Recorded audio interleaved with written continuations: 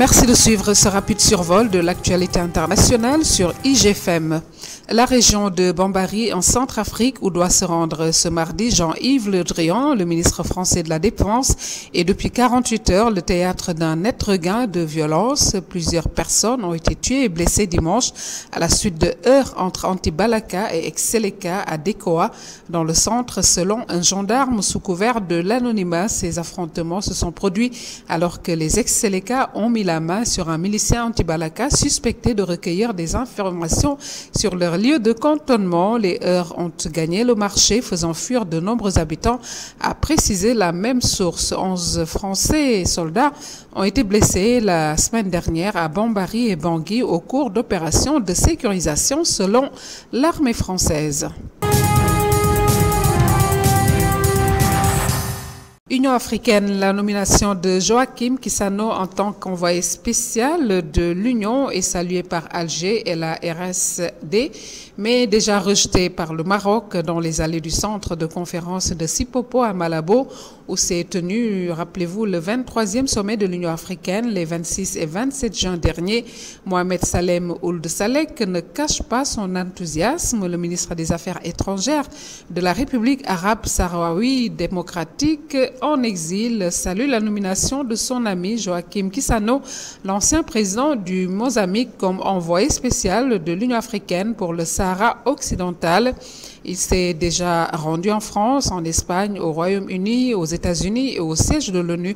Cela devrait mener à l'organisation d'un référendum, confie le diplomate sahraoui en 1984 pour protester contre l'entrée de la RS dans l'organisation panafricaine. Le Maroc en avait claqué la porte et contrairement au dernier sommet de l'Union africaine en janvier à Addis Abeba où Mbarka Bouada, le ministre délégué des Affaires étrangères, avait fait le déplacement, aucune délégation marocaine n'était présente à Malabo. Pas question pour le Maroc de reconnaître cette décision unilatérale alors que le différend régional au sujet du Sahara marocain est du ressort exclusif de l'ONU.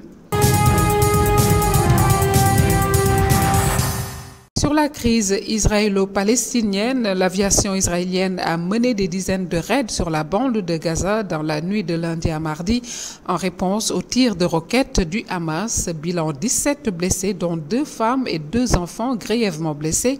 L'opération israélienne a été surnommée aide de protection. Environ 50 cibles ont été visées, dont 4 maisons appartenant à des activistes, des sites de lancement de roquettes, des infrastructures, a précisé un porte-parole de Sahel. Selon des sources sécuritaires palestiniennes, 5 maisons ont été détruites lors de ces attaques, 3 à Khan Younes dans le sud de la bande de Gaza et 2 autres dans le nord de cette région. Fête nationale française, l'Algérie participera aux cérémonies du 14 juillet à Paris qui donneront le coup d'envoi des grands rendez-vous devant marquer en 2014 le centenaire de la Première Guerre mondiale. Selon Ramtan Lamamra, son chef de la diplomatie, le peuple algérien assume toute son histoire et honore ses propres contributions à la liberté à travers le monde, a ajouté le diplomate algérien. La présence annoncée de l'Algérie au défilé sur les Champs-Élysées a tout de même suscité un débat de polémique aussi bien en France qu'en Algérie. Un collectif baptisé Non au défilé des troupes algériennes le 14 juillet 2014 avec des responsables du Front National s'est constitué pour protester contre cette présence. Le ministre des Moudjahidines, quant à lui, Tayed Zitouni, a pour sa part refusé de se prononcer sur cette participation. La politique extérieure et de la défense nationale relève des prérogatives du président de la République, a-t-il dit à des journalistes qui l'interrogeaient mardi sur cette participation annoncée de l'Algérie au 14 juillet à Paris. Restons cette fois-ci en France pour parler cette fois-ci de la célèbre Mireille Dumas. Vous ne la verrez plus hélas sur France 3. Ce visage légendaire a été évincé de l'antenne alors que Julien Courbet s'apprête à faire son grand retour dans TPMP, mais aussi dans Le Maillon Faible. D'autres disparaissent peu à peu de l'antenne. Cependant, l'animatrice de vie privée, vie publique restera tout de même chez France 3. Revenons à la réalisation. La journaliste travaillera davantage dans l'ombre. Clap de fin donc pour son émission signée Mireille Dumas qui ne sera pas reconduite à la rentrée. Mais malgré cette éviction de l'antenne, France 3 continue d'affirmer son soutien à la présentatrice Dana Achetier, la directrice des programmes et de l'antenne, s'est d'ailleurs exprimée sur le cas Dumas dans une interview accordée à Télé Loisirs. Elle reprend son métier de réalisatrice. On discute d'un ou de deux projets avec elle. En ce moment, on ne peut pas perdre son talent.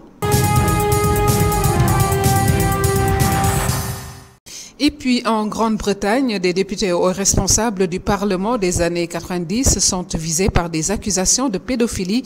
Après le monde du showbiz, c'est au monde politique britannique de se retrouver ébranlé par un tel scandale.